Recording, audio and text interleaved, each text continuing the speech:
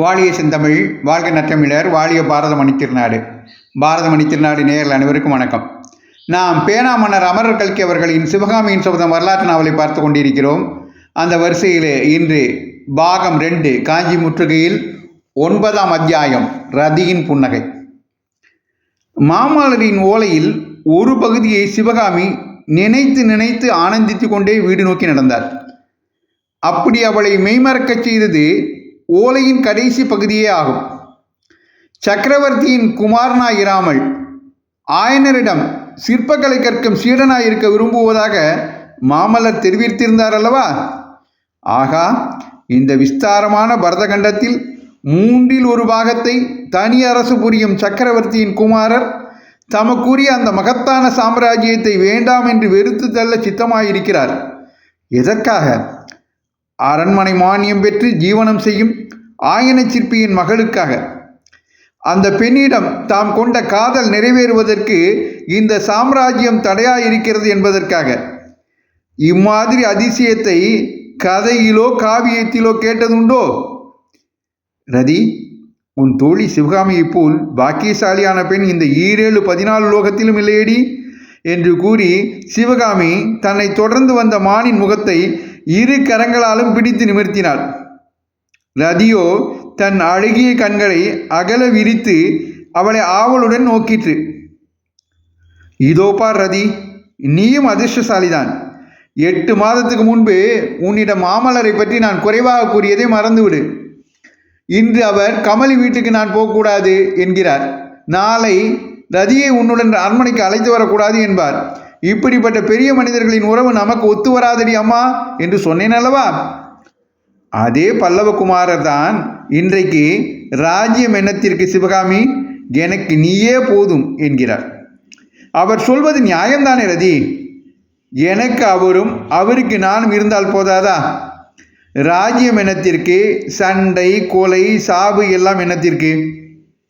இவ்விதம் கூறி ரதியின் 2 தூக்கிய காதுகளுக்கும் நடுவில் சிவகாமி முத்தமிட்டு விட்டு மறுபடியும் சொல்லுவாள்.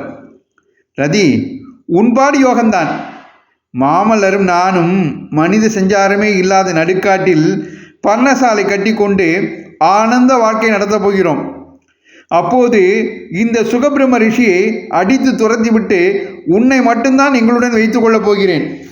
உனக்கு வேலை நிரம்ப இருக்கும். ரதி, எனக்கும் மாமல்லருக்கும் இடையில் நீ அடிக்கடி தூது போக வேண்டியதாக இருக்கும். ரதி கண்களினாலேயே ஒரு புன்னகை புரிந்துவிட்டு போதும் இந்த அசத்துத்தானம் என்பது போல் தலையை ஆட்டிவிட்டு சிவகாமியின் கையிலிருந்து திமிரி கொண்டு போய் புல்மேயச் சென்றது. அம்மா சிவகாமி என்ற குரலை கேட்டதும் சிவகாமி திடுக்கிட்டு திரும்பி பார்த்தாள். அவள் பார்த்த இடத்தில் செடி கொடிகளை விலக்கி கொண்டு ஆயனர் நிற்பதை கண்டாள். தான் ரதியுடன் பேசிக் கொண்டிருந்தது அவர் காதிலே விழுந்ததோ என்ற எண்ணத்தினால் அவளுடைய முகத்தில் நாணமும் அச்சமும் கலந்து தோன்றின. ஆனால் மலர்ந்த முகத்துடன் ஆயனர் கூறிய வார்த்தைகள் அவளுடைய பயத்தை போக்கின.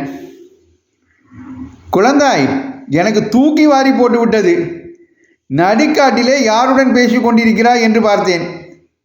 ரதியுடன் பேசிக் கொண்டிருக்கிறாயா? பாவம், நீ என்ன செய்வாய்?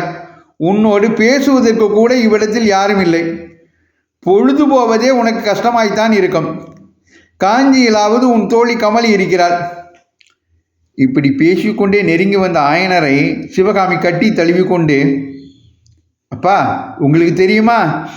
கமலி கமலி என்று மென்று விழுங்கினார். ஆயனர் பதறுடன், ஐயோ, கமலிக்கு என்ன? அம்மா, ஏதாவது உடம்புக்கு வந்திருக்கிறதா என்று கேட்டார். ஆமாம் அப்பா, கமலிக்கு உடம்பிலே தான் வந்திருக்கிறதாம் என்று கூறிவிட்டு சிவகாமி ஈடி ஈடி என்று சிரித்தாள். அதை பார்த்த ஆயனர் விபரீதமாக ஒன்றுமிராது என்று தீர்மானித்து கொண்டு, பின்ன என்ன சிவகாமி, ஒருவேளை இங்கு வருகிறதாக சொல்லி அனுப்பியிருக்கிறாளோ என்றார். இல்லையப்பா, இல்லை என்று சொல்லிக்கொண்டே சிவகாமி ஆயனரின் காதின் அருகில் நெருங்கி, கமலி வயிற்றில் சின்ன கண்ணன் வந்திருக்கிறான் என்றார். ஆயனர் சற்று நிதானித்து விஷயம் இன்னதென்று தெரிந்து கொண்டார். முன்னை விட அருமையுடன் சிவகாமியை அணைத்து தழுவிக்கொண்டு, சந்தோஷம் அம்மா, சிவகாமியின் கல்யாணத்தின் போது நான் ஆசீர்வாதம் பண்ணினேன் என்றார். அப்பா, உங்கள் செல்வகுமாரிக்கு எப்போது கல்யாணம் ஆகிற்று என்றார் சிவகாமி. தாம் வாய் தவறி சிவகாமி என்று சொல்லிவிட்டது ஆயனருக்கு சட்டென்று புலப்பட்டது. அவர் ஒரு அசட்டு புன்னகை செய்துவிட்டு, என்ன அம்மா சொன்னேன், சிவகாமியின் கல்யாணத்தின் போது என்று சொல்லிவிட்டேனா? அதனால் என்ன, உனக்கும் ஒரு நாள் கல்யாணம் நடக்கத்தான் போகிறது. நான் சொல்ல வந்தது என்னவென்றால், கமலியின் கல்யாணத்தின் போது நான் அவளுக்கு ஆசீர்வாதம் செய்தேன். சீக்கிரத்தில் உனக்கு ஆண் குழந்தை பிறக்க வேண்டும், அவன் என்னிடத்தில் சிற்பக்கலை கற்றுக்கொள்ள வேண்டும் என்றார். இவ்விதம் கூறிய ஆயனர் பேச்சை நிறுத்திவிட்டு மௌனத்தில் ஆழ்ந்தார். அவருடைய உள்ளமானது சிவகாமியின் விவாகத்தை பற்றி சிந்திக்க தொடங்கியது. பரஞ்சோதிக்கு அவளை மனம் செய்விக்கலாம் என்று தாம் முன்னம் எண்ணியது நினைவு வந்தது.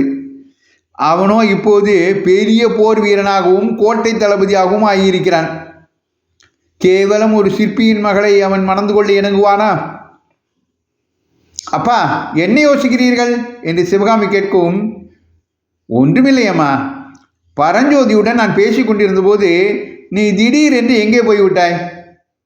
அவனிடம் சக்கரவர்த்தி ஒரு முக்கியமான சமாச்சாரம் சொல்லி அனுப்பியிருக்கிறார். அதை பற்றி உன் அபிப்பிராயத்தை கேட்கலாம் என்று பார்த்தால் உன்னை காணும். வா, வீட்டுக்கு போய் சாவகாசமாய் பேசலாம். உன் அத்தை நாம் 2 பேரும் சாப்பிடாமல் எங்கே தொலைந்து போய்விட்டோம் என்று ஆச்சரியப்பட்டு கொண்டிருப்பாள் என்றார். இருவரும் ஒற்றையடி பாதையில் மௌனமாக நடந்தார்கள். ஆயனரின் உள்ளம் சிவகாமியின் வருங்காலத்தை பற்றிய சிந்தனையில் ஆழ்ந்திருந்தது. சிவகாமியின் உள்ளமோ தேன்மலரை மொய்க்கும் மண்டை போல் மகிழமர பொந்தில் இருந்த மாமலரின் ஓலையை சுற்றி வட்டமிட்டு கொண்டிருந்தது. இத்துடன் இந்த ரதியின் புன்னகை என்ற அத்தியாயத்தை நிறைவு செய்கிறார் அமரர் கல்கி அவர்கள். தொடர்ந்து அமரர் கல்கி அவர்களின் சிவகாமியின் சபதம் வரலாற்று நாவலை கேட்டு மகிழ பாரதமணி திருநாடு சேனலை பின்தொடருங்கள் என்று உங்களை அன்போடு கேட்டுக்கொண்டு, வாய்ப்புள்ள ஆர்வமுள்ள பிறருக்கும் பகிருங்கள் என்று கேட்டுக்கொண்டு விடைபெறுகிறேன். நன்றி, வணக்கம், ஜெய்ஹிந்த்.